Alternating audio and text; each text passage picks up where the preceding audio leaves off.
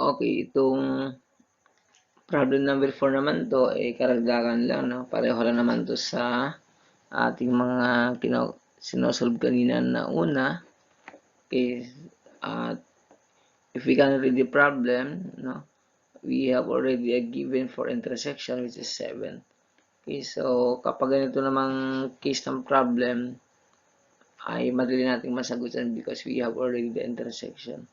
So, ang gagawin mo lang ay babawas mo lang doon sa given ng yung value ng value ng set. Okay. Then, you will get the exact value.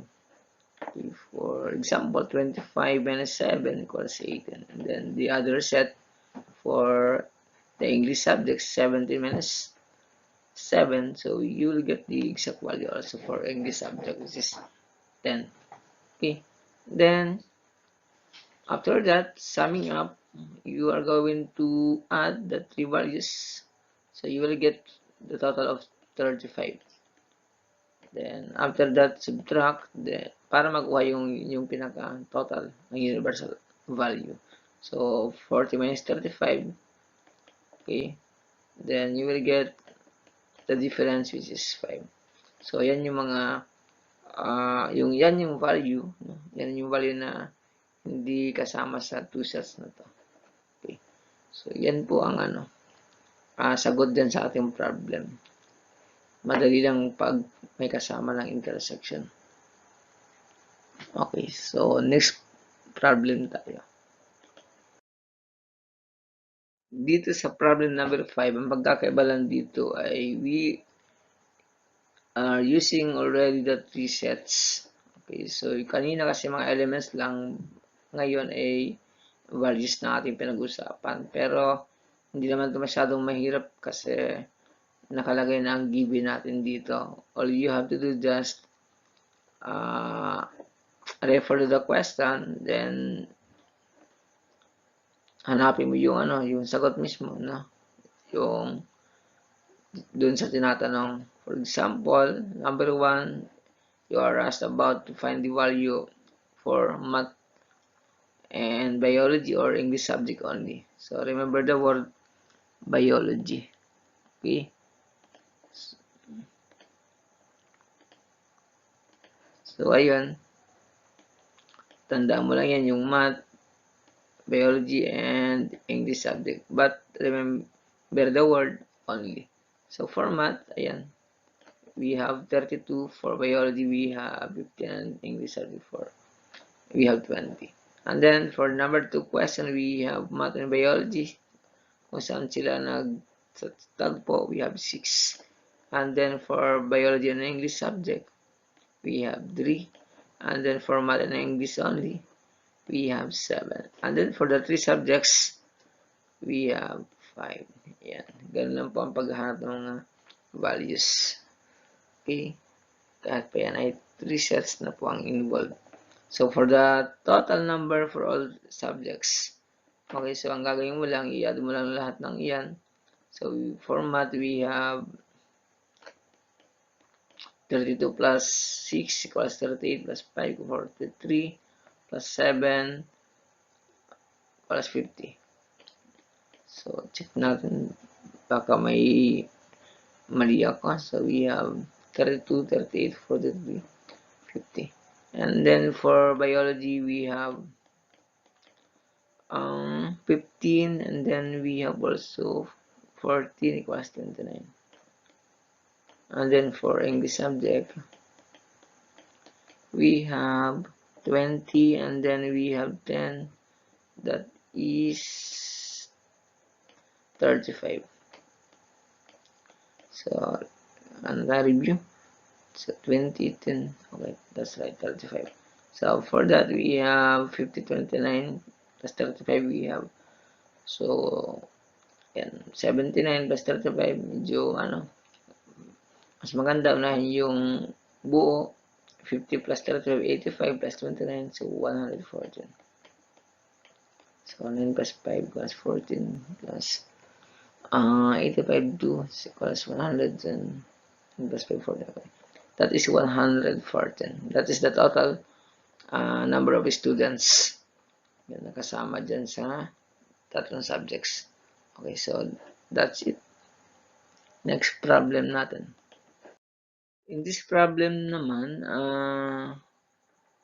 we're going to analyze the problem, okay,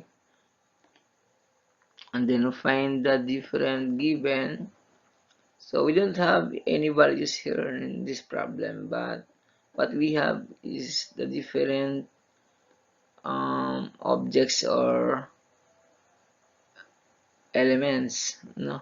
And those elements ay yun yung mga sports o events na meron tayo dito sa problem. So we have basketball, volleyball, badminton, table tennis, and chess. Okay, so we have 5 different sports.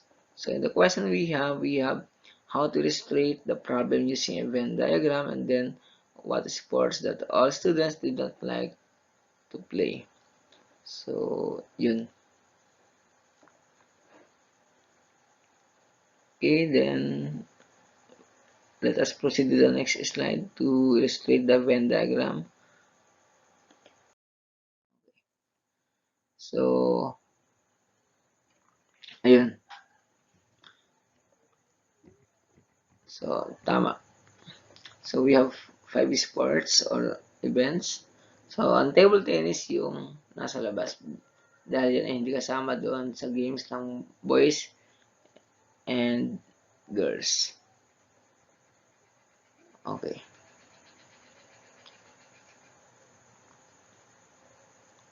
Let us problem number 7. Okay. So, in this problem naman, medyo mahaba na talaga to. Okay. So, we have 3 sets which are for bus, okay, and for LRT and jeep.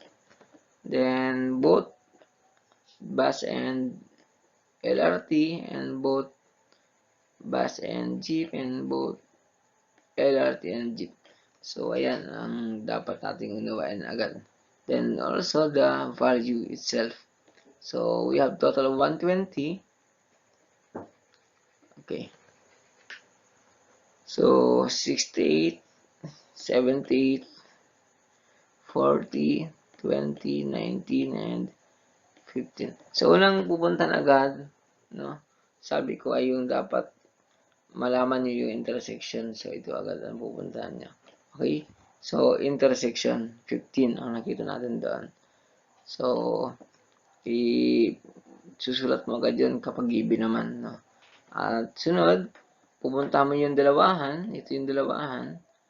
Para, tama ang ating ma-compute. So, mula sa pinaka-inner, palabas tayo. So, una yung sa bus at LRT. Ilan ba yung bus at LRT? So, we have 40. So, 40 minus 15. We have 25. 25. And then, second one, we have bus and jeep. So, ang bus at jeep ay 20. 20 minus 15 equals 5. Ayan. 20 minus 15. Then, the other one is 19 for LRT and jeep. So, 19 minus 15 is 4. Ayan. Then, tapos na natin yung tatluhan, pangalawahan, lalabas tayo sa isahan na lang, for bus only. So, sa bus only, because our given is 68, 68 minus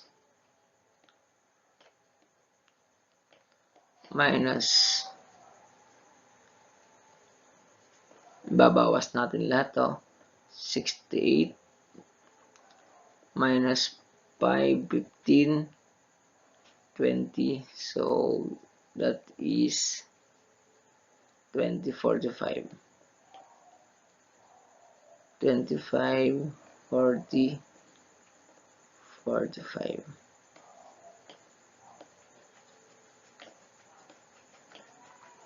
So 68 minus 45 is equal to 33.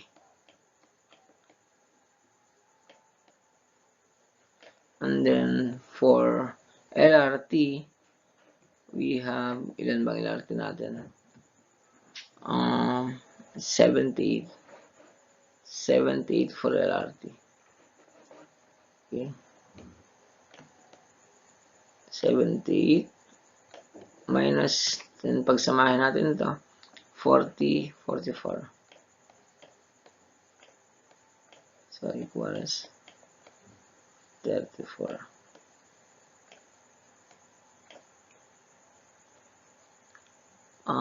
Wait lang. 68.45. Nanahil na tayo. 68.45. 23, sorry. 23. Nahil na tayo. Okay. 68 minus 45 equals 33.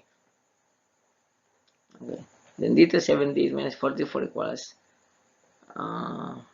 34. Okay. Then, sa last natin kay Jeep. Ilan yung Jeep lang? So, sa Jeep lang, we have 33. 33 ang Jeep. So, 33 minus, ipa-plus natin lahat. 20 plus 4, 29. Equals 15 plus 5, 20, 24. 24 equals 9. So, ayan. So, 9, then 23, then dito ay 34. So, LRT 34, 68 minus 45 equals 23, then 33, 24 plus 9. So, ayun. So, nakuha na natin yung bawat value ng iba't ibang set. Okay. So, ngayon, ito total natin lahat dyan. Then, so we have a total of 120. 120. Okay. How to total that? Okay. So, lahat ng ito, ipa-plus na natin. So, 23 plus 25. Okay. So, ipa-plus natin yan. 23 plus 25 plus 5 plus 15. Then, yung tatlo na lang. Plus 34 plus 4 plus 9. So, to sum up, we have 23 plus 25 equals 48 plus 5 equals 53. Then, plus 15 equals 68. Okay, plus 3 ay plus 34. Okay, 68 plus 34. We have 12. And then,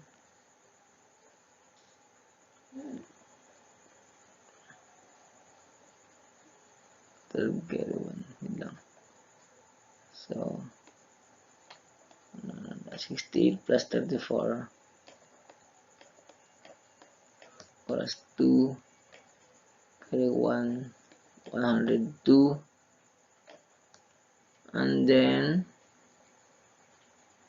we have plus 13 equals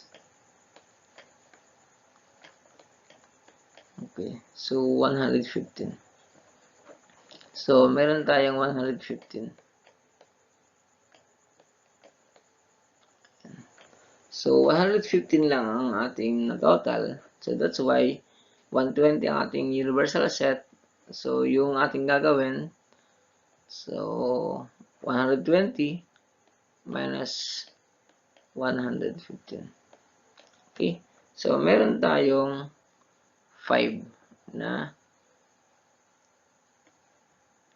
hindi nakasama.